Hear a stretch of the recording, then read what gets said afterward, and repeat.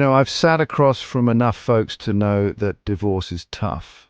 It's emotionally draining, spiritually exhausting, and man, oh man, it can absolutely wreck your finances. When Sam signed his divorce papers at 46, he thought the hardest part was over. He'd toughed it out, kept it together. But in the weeks that followed, the bills piled up, his bank account dropped, and the real weight of being alone hit him like a ton of bricks.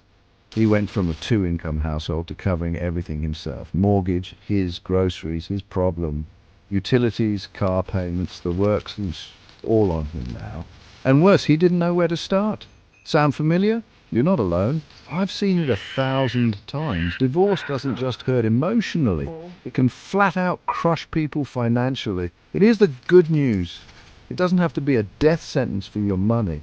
This video is going to show you how people just like Sam can rebuild, protect what they've got left, and survive the split with a plan that actually works.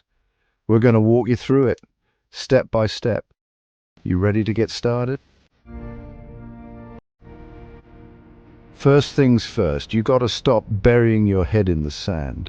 I know it's scary, but you can't fix what you don't face. Sam, he sat down with all his financial statements spread out like a war room. Bank statements, credit card bills, loan documents, the whole 9 yards. He made a list of everything coming in, his income, and everything going out, his expenses. It wasn't pretty, folks. In fact, it was downright ugly. But you know what? He needed to see it. Guessing wasn't an option anymore. He had to know exactly where he stood, even if it made him want to throw up. Listen, you can't skip this step. You've got to rip off the Band-Aid, look that financial mess in the eye, and get real with yourself. Once you've got a clear picture of your income, expenses, debts, and what little assets you might have left, you can start making a plan. Trust me, knowledge is power, and right now you need all the power you can get. The ink was barely dry on those divorce papers before Sam marched down to the bank and opened new accounts. Checking, savings, the whole shebang. He changed his passwords, made sure his ex was removed from any joint accounts, and updated his direct deposit information. Why? Because when you're rebuilding your life, you need control. You need to know that what's yours is yours and you're not vulnerable to any surprises from the past. It's not about being spiteful or vindictive. It's about protecting yourself. This goes for credit cards too. If you've got joint accounts, get them separated. Contact the credit card companies, explain the situation and request new cards in your name only. This might mean a temporary hit to your credit score, but trust me, it's better to take a small hit now than risk a bigger financial disaster later. Now let's talk about getting lean and mean. When you're fresh out of a divorce, you're in survival mode. It's not the time for fancy dinners or extravagant vacations. Sam took a hard look at where his money was going and made some tough choices. Rent, food, transportation, and keeping the lights on, those were his non-negotiables. Everything else on hold. He paused his gym membership, cancelled subscription boxes he didn't use, and put a freeze on any big purchases. He even started cooking at home more and cutting back on eating out. Listen, I'm not saying you have to live like a monk, but you've got to prioritize. This is about getting through the next few months with as little financial damage as possible. It's about putting yourself in the strongest position to rebuild. Remember, this is temporary. You're not giving these things up forever.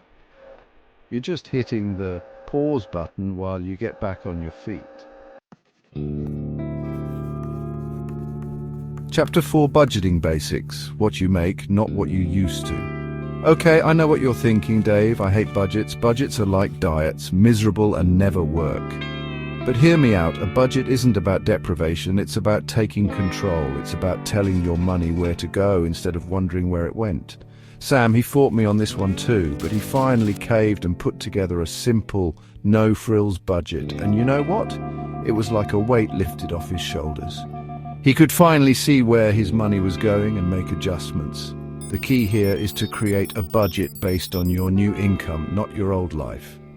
It's easy to fall into the trap of comparing your current situation to your previous lifestyle, but that'll only make you miserable. This is your fresh start, so embrace it. Chapter 5. Track every dollar 30 days to financial clarity. For the next 30 days, I want you to become a financial detective. That's right, channel your inner Sherlock Holmes and track every single dollar you spend. Use a notebook, a spreadsheet, or even one of those fancy budgeting apps. Sam thought this was a little much, but he humored me, and you know what? He was shocked by what he found. Those little $5 coffee runs, the impulse buys at the grocery store, the subscriptions he forgot he had. They were all adding up. When you track your spending, you shine a light on those money leaks, those sneaky little expenses that drain your account without you even realizing it. And once you see them, you can eliminate them. Chapter 6. Don't go it alone. Seek professional guidance. Listen, I'm a big believer in taking control of your finances, but there's no shame in asking for help when you need it, especially after something as life-altering as a divorce.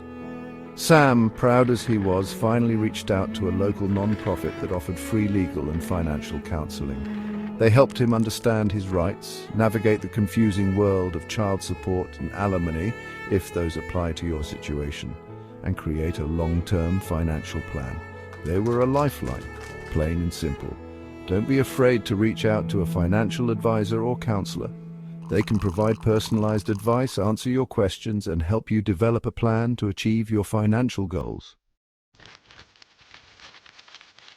By year's end, Sam was singing a different tune. Was he debt-free? No. Was he rolling in dough? Not even close. But he was steady. He was paying his bills on time. He had a little something squirreled away in savings, and for the first time in a long time, he believed in his ability to stand on his own 2 feet, financially speaking. If you're watching this and you're drowning in the financial wreckage of a divorce, let me tell you something.